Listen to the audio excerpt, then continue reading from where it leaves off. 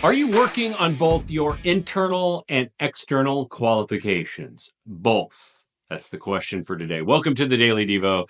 I am Vince Miller. This week we have been in 1 Samuel chapter 16. Great chapter. I titled this chapter God's Criteria for Choosing Leaders. So in yesterday's text and devotional, we discovered a rush of the Spirit onto David and off King Saul. And the problem is so noticeable that his aides or his servants have a potential and very interesting solution to the problem. Here it is in verses 16 through 23. It reads, "Let our Lord now command your servants who are before you to seek out a man who is skillful in playing the lyre. And when the harmful spirit from God is upon you, he will play it and you will be well." So Saul said to his servants, "Provide for me a man who can play well and bring him to me." And one of the young men answered, "Behold, I have seen a son of Jesse the Bethlehemite who is skilled at playing, a man of valor, a man of war, prudent in speech, and a man of good presence, and the Lord is with him." Therefore Saul sent messengers to Jesse and said, "Send me David your son who is with the sheep." And Jesse took a donkey laden with bread and a skin of wine and a young goat and sent them by David his son to Saul. And David came to Saul and entered his service, and Saul loved him greatly, and he became his armor bearer. And Saul sent to Jesse, saying, "Let David remain in my service, for he has found favor in my sight." And whenever the harmful spirit from God was upon Saul, David took the lyre and played it with his hand.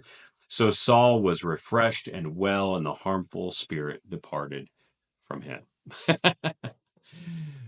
Sometimes the Bible's so funny, isn't it? It's just a fascinating moment, I think. God's divine baton is being realized in this moment by supernatural means. And at the same time, we learn that David has some very pronounced external qualities that are the making of a really great resume. He's a musician, he's brave, he's a fighter, he's articulate, he's handsome. He's everything you would want in the king's court, right? Musician, brave, fighter, articulate, handsome. I mean, this guy has got a resume. It's pretty good for a 15-year-old boy. But remember, God did not choose David for all these external qualities alone, but because of his heart. Even so, these are impressive external qualities that other people have noticed, you see. And because of them, two unlikely men, David and Saul, will meet for the making of an improbable alliance that will change their lives and their legacies forever. You know, we should really pay attention to both the internal and external qualities of our life. You know, having a great heart and a pure motivation is great. But this is no excuse for being lazy or acting sloppy. And if you're a young man today, you should hear this call to action. I mean, this is a text written to young men.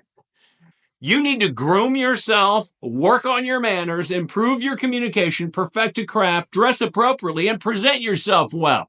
And you need to be good at those things. I mean, David is 15 and he is really good at these things. At the same time, the point is to not become so overly consumed with external matters that they consume you. I mean, because there's a point at which external matters don't matter anymore and we use them to mask who we are. I mean, too many men are overdeveloped on the outside and underdeveloped on the inside. Overdeveloped on the outside, underdeveloped on the inside. So don't be motivationally immature and don't be externally immature either. Remember, external matters matter, but only if we care about the matters of our heart. Let me say that again. External matters do matter, but they only matter if we care about the matters of our heart. If we do both well, we might find one day ourselves standing in the office of the man whose role we will ultimately assume. How about that? I wonder what he was thinking at that moment, don't you? I love you guys. I pray this has blessed you. If it has, share it with a 15-year-old boy who needs to man up, and I'll see you right back here again tomorrow.